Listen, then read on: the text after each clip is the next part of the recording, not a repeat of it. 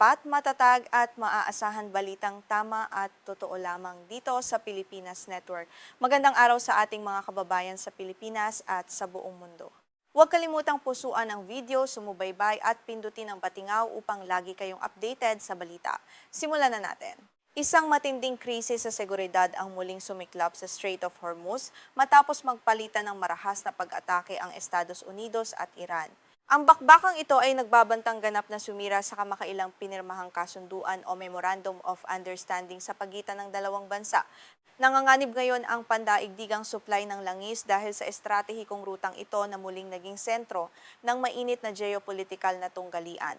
Ito ang kauna-unahang pagkakataon na nagkaroon ng direktang palitan ng apoy mula ng lagdaan ang kasunduan noong 17 ng Hunyo. Kapwa isinisisi ng Washington at Tehran sa isa't isa ang pagsisimula ng gulo kung saan ginamit ng magkabilang panig ang kani-kanilang katwiran upang ipagtanggol ang mga pag-atake nitong nakaraang katapusan ng linggo na nagdulot ng malaking pangamba sa buong komunidad ng mga bansa sa rehiyon. Sa gitna ng tensyon ay ang magkasalungat na akusasyon ng paglabag sa kasunduan, partikular na ang Artikulo 5 ng Memorandum of Understanding. Nakasad sa artikulong ito ang pagtiyak sa ligtas na pagdaan ng mga komersyal na barko sa Strait of Hormuz.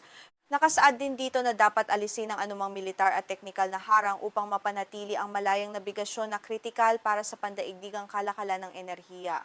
Matatandaang bago pa ang digmaan ng Estados Unidos at Israel laban sa Iran na nagsimula noong ika-28 ng Pebrero, halos 1/5 ng supply ng langis sa buong mundo ang dumadaan sa makitid na anyong tubig na ito.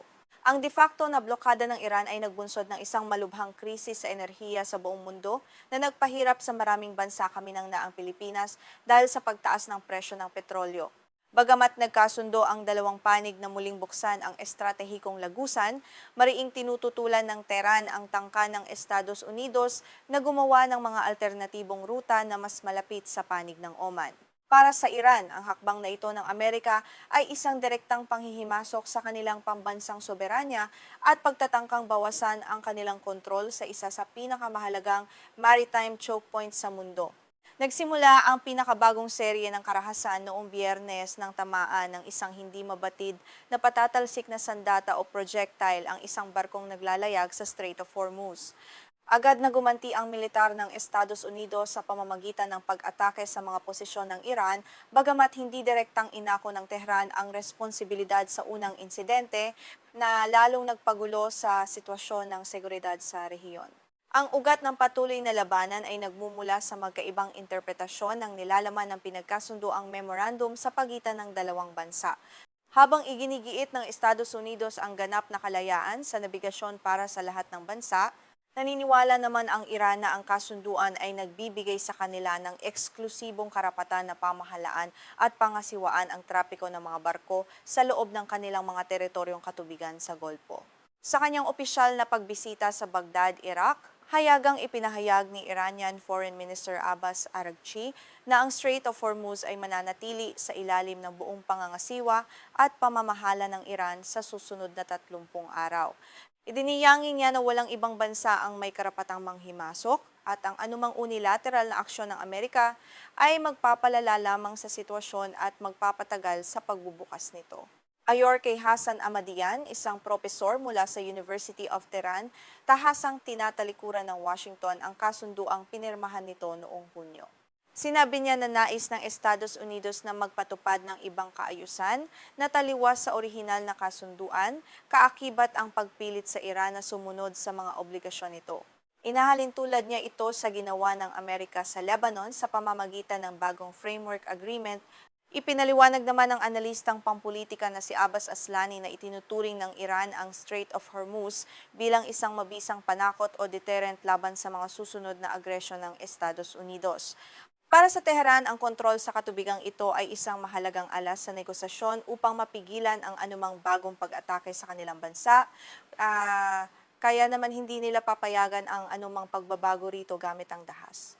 Ayon naman kay Wolfgang Pustay, isang eksperto sa depensa na nakabase sa Vienna, mayroong malalam na banggaan ng prinsipyo sa pagitan ng dalawang panig. Habang ipinaglalaban ng Iran ang kanilang soberanya at kontrol sa lagusan, iginigiit naman ng Amerika at ng mga kaalyadong Arabong Estado ang karapatan sa malayang paglalayag. Gayunpaman, naniniwala siyang may pagkakataon pa rin para sa mapayapang resolusyon ng krisis. Labis na ikinalungkot at ikinagalit ng pamahalaan sa Tehran ang pagtatangka ng Estados Unidos na makipag-ugnayan sa Oman at sa International Maritime Organization upang baguhin ang sistema ng transit ng mga barko. Noong nakaraang linggo, naglabas ng babala ang Iran laban sa paglikha ng mga bagong ruta na hindi dumaan sa kanilang pag-aproba na itinuturing nilang iligal at mapanganib para sa seguridad ng buong Persian Gulf. Nagpalabas ng babala ang Islamic Revolutionary Guard Corps o IRGC ng Iran na ang taming autorisadong ruta para sa mga barko ay ang Hilagang Corridor sa loob ng kanilang teritoryo. Ayon sa ulat ng Windward AI, pinilit ng mga puwersang Iranya ng 4 na tanker na naglalayag sa timog na ruta sa katubigan ng Oman na bumalik, habang ang iba naman ay napilitang magpalit ng kurso upang maiwasan ang direktang konfrontasyon. Lalong uminit ang sitwasyon ng ang barkong Ever Lovely na may watawat ng Singapore ay tamaan ng isang drone noong Biyernes na sinundan ng pag-atake sa barkong Kiku na may watawat ng Panama noong Sabado. Ang mga pag-ataking ito sa mga komersyal na barko ay nagpapatunay na ang Strait of Hormuz ay naging isang aktibong war zone kung saan ang mga inosenteng barkong pangkalakal ang pangunahing biktima ng geopolitika at digmaan.